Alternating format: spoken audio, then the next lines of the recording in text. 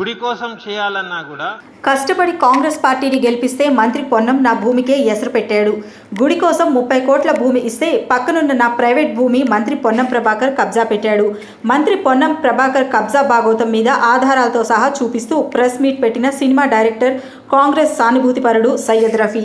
గుడి కోసం చేయాలన్నా కూడా 4 ఎకరాల 4 గుంటలు ఇచ్చిన వాళ్ళం, మిగిలిన భూమి కూడా ఇవ్వండి అంటే మేము ఇచ్చేటోళ్ళం కావచ్చు. కానీ ఆయన టేక్ ఫర్ గ్రాంటెడ్ తీసుకొని ఎవరి మెప్పు పొందడానికి ఆయన సహకరిస్తున్నారో నాకు అర్థం కావడం లేదు. అయితే కాంగ్రెస్, నేను తెలంగాణ ఉద్యమంలో ఉండే, సోనియా గాంధీ అంటే నాకు ఇష్టం, ఆమెకు రుణం తీర్చుకోవాలని నేను ప్రచారం చేసినోడిని. ఆ ప్రాసెస్లో పొన్నం ప్రభాకర్కి కూడా నేను సపోర్ట్ చేసి ఎమ్మెల్యేగా గెలిపించిన. తర్వాత ఆయన మంత్రి పదవి కూడా మా హుస్నాబాద్ నుంచి అయిండు. అయితే ఎంత మంచిగా ఆదర్శంగా ఈ అవకాశాన్ని యూజ్ చేసుకోవాలి, మా లాంటి వాళ్ళని కూడా సపోర్ట్లకు తీసుకొని, మా లాంటి వాళ్ళని కూడా ఆయన దగ్గర తీసుకొని ఇట్లాంటి అక్రమాలకు పాటు పడకుండా ఆయన చర్యలు తీసుకొని ఉంటే ఇవాళ ఈ ప్రెస్ మీట్ అవసరమే ఉండకపోయేది.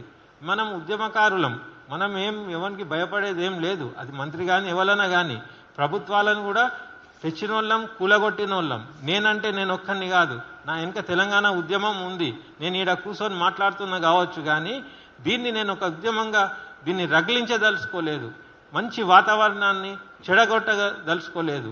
నేనేమో ముస్లింని తిని దాతను, అక్కడ ఉన్నది హిందూ సంస్కృతి. ఎంత బద్నామైతుంది చెప్పండి. ఒక ధర్మాన్ని అడ్డం పెట్టుకొని, ఒక ఎల్లమ్మ అనే ఒక దేవతను అడ్డం పెట్టుకొని ఇట్లాంటి దగులుబాజీ వేషాలు వేస్తే అది ఎలా ఉంటుంది, ఏ మెసేజ్ పోతుంది సమాజంలో? కాబట్టి ఈ అక్రమదారులు ఎవరైతే ఉన్నారో వాళ్ళు చట్టాన్ని గౌరవిస్తలేరు, అటు దేవుణ్ణి గౌరవిస్తలేరు, దేన్ని గౌరవిస్తలేరు. అయితే నేను మొన్న కలెక్టర్ గారిని కలిసి ఒక కోర్టు స్టే ఉన్న భూమి మీద కోర్టు హద్దురాళ్ళు పెట్టిన రాళ్లను సైతం తీసేసి టకటకా తవ్వడం మొదలు పెడితే మా నాన్నగారు మున్సిపాలిటీకి వెళ్తే లాక్ ఉంది. అయితే వాట్సాప్లో మేము మున్సిపల్ కమిషనర్ కూడా తెలియపరిచాము. ఆ స్క్రీన్ షాట్స్ అన్నీ కూడా తెచ్చిన నేను. తర్వాత ఇమీడియట్ పోలీస్ స్టేషన్లో కూడా ఫిర్యాదు చేశారు, దాని రసీదు కూడా ఉన్నది. అటు పోలీస్ స్టేషన్, ఇటు మున్సిపాలిటీ. చలో హాలిడేస్ ఉన్నాయి కదా, నిస్సహాయంగా ఉన్నాం కాబట్టి మండే నాడైనా వాళ్ళు వచ్చి చర్యలు తీసుకుంటారని మేము వెయిట్ చేసినాం. చర్యలే కాదు, ఆ తర్వాత మా నాన్నగారు నాకు చెప్తే నేను మండే నాడు ఇక్కడ ఎండోమెంట్ మినిస్టర్ కొండా సురేఖ గారిని కలవడం జరిగింది. నేను ఆమెకు చెప్పిన, మేడం మేము 4 ఎకరాల 4 గుంటల భూమి ఇస్తే వాళ్ళ భూమిని వాళ్ళు అనుభవించాలి, మా భూమిని మాకు వదిలేయాలి. కానీ వీళ్ళు కొంతమంది వచ్చి దీంట్లో ఒక అక్రమంగా ఆక్రమణ చేస్తున్నారు మేడం, ఇది బ్యాడ్ నేమ్ వస్తుంది ఎండోమెంట్కి. ఒక ధర్మానికి ప్రతీకగా ఉండే ఒక ఎండోమెంటు భూమి కబ్జా చేసుడంటే బద్నాం అవుతుంది మేడం అని చెప్పిన. దాని వీడియో కూడా ఉంది, మేడంతో మాట్లాడిన వీడియో కూడా నా దగ్గర ఉంది, మీకు చూపిస్తా. అయితే కొండా సురేఖ గారికి అభినందనలు. ఆమె ఇమ్మీడియట్గా స్పందించి అప్పటికప్పుడే ఆమె పెన్ను తీసి ఆమె దస్తూరితో ఈ పని ఇమ్మీడియట్ ఆగాలి, ఆ తర్వాత ఎవరైతే కల్ప్రిట్స్ ఉన్నారో వాళ్ళ మీద చర్యలు తీసుకోవాలి, ఆ తర్వాత జాయింట్ సర్వే చేయాలని చెప్పి ఆమె ఆదేశం ఇచ్చారు. ఎంత మంచిగా అనిపించిందంటే, అక్కడ ఉన్న ఎల్లమ్మ తల్లిలాగా ఇంత మంచిగా చెప్పిన, ఇంత తొందరగా స్పందించిందని నేను మురిసిపోయి హ్యాపీగా రిలాక్స్ అయిపోయినా. మా నాన్నగారికి కూడా ఫోన్ చేసిన, వాళ్ళు కమిషనర్ కూడా ఆదేశాలు ఇచ్చారు, ఇక పని నడవది, టెన్షన్ పెట్టుకోకని చెప్పిన. కానీ ఏమైంది, ఒక దినం పని ఆగింది.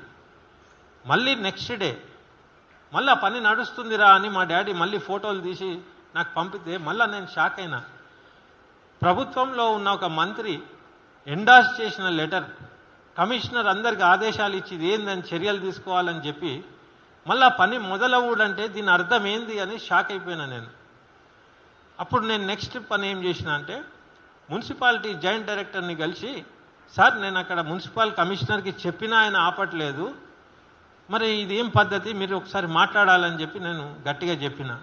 నా ముందే, మా మనుషుల ముందే ఆయన మాట్లాడి ఇట్లా చేయండి అంటే ఆ కమిషనర్ డైరెక్ట్గా చెప్పాడు, ఏమని, సార్ ఇది మన పరిధిలో లేదు, దీని వెనుక ఒక రాష్ట్ర మంత్రి ఉన్నాడు అని చెప్పిండు. నేను షాక్ అయిపోయినా. రాష్ట్ర మంత్రి ఎంక్రోచ్ చేయమంటాడా అని అనుకున్నా నేను. తర్వాత నేను కొండా సురేఖ గారి సిబ్బందికి కాల్ చేసిన, ఏంటయ్యా మీరే రాశారు ఆపమన్నారు, మీ డిపార్ట్మెంట్ ఈఓనే సస్పెండ్ అవుతాడు, మీకు బ్యాడ్ నేమ్ వస్తుందని చెప్పినాక మళ్ళీ ఇదేంటి నడుస్తుంది అని అడిగితే, మేమేం చేయలేమన్నా, అక్కడి మంత్రి చూసుకుంటుండు, మీరు ఆయననే సంప్రదించండి అని అక్కడ కూడా ఆ మంత్రి గురించే చెప్పిండ్రు.